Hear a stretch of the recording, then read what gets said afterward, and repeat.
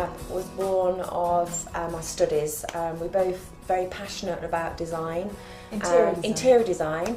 And my previous studies in environmental management has always meant that I'm really aware of the recycle, reclaim. Gemma was history of art, so she obviously had the historical background of furniture and so forth. So coupled with the studies in interior design and moving to the island, we quickly realised that there was an awful lot of furniture on the island that A, was in auctions, and B, that was just taken over to the amenity sites, and C, it was just going to landfill.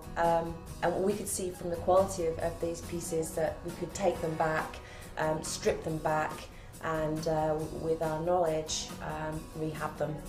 And that's where the idea for Interior Rehab came from. Go inside the safari chest of drawers, keep it real, keep it wild.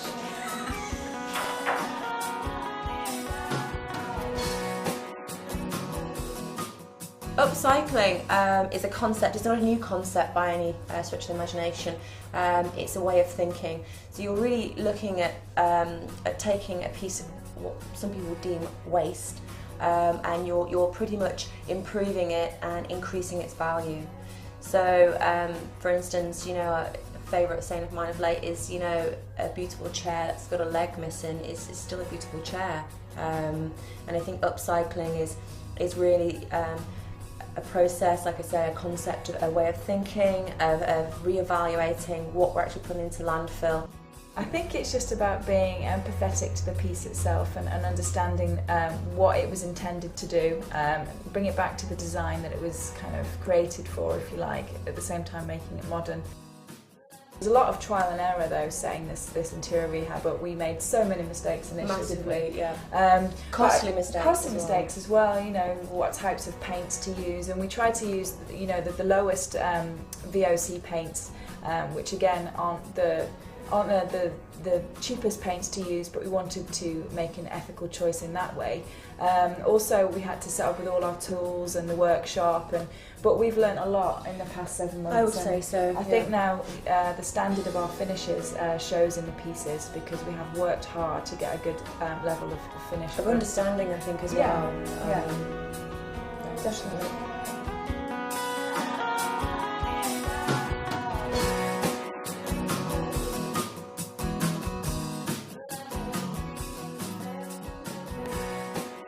There's a lot of things that inspire us. I would say history first and foremost.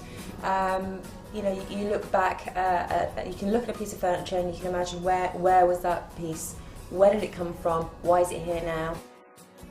Guys like Lee Broom and Jimmy Martin, Andrew Martin, not related, they're all really fashionable London designers, aren't they? And they do a lot of upcycling as well, taking old pieces, making them new, because it's very fashionable at the moment, and we don't do it because it's fashionable, we do it because we love it, but it helps that it's fashionable, it helps what we do, and it helps when we're talking to people about our business.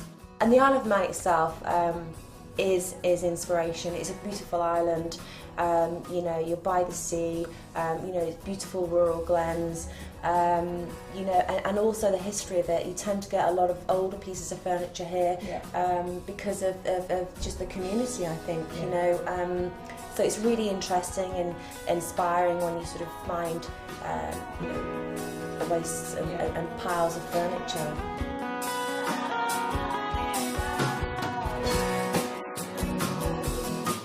People have come up to us in the past and said you are bastardising antiques, but the thing is, that so-called antique has been sitting, hidden under 40 years of dust. So you're gonna keep that antique in a room just because it's an antique so no one can ever see it, or do you take it and drag it into this century, make it something brand new that people just look at and go wow? And I think that's what we really hope, that people look at our stuff and think, wow, we kind of had such a passion for this, what we were thinking about, old furniture and interior design, that we thought, hang on, there's got to be something we can do here. And even though it's been tough, we wouldn't change it for a minute, and we've enjoyed every single second of it, setting this business up. And I need another fall from grace. Could it be another way of saving face? And I'm free to follow if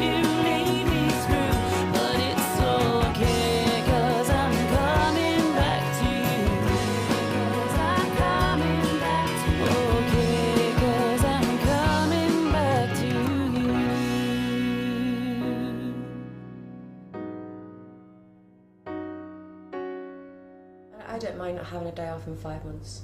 No. It's quite pleasurable. What's a day off? I don't know. No. What's no 9 to clue. 5?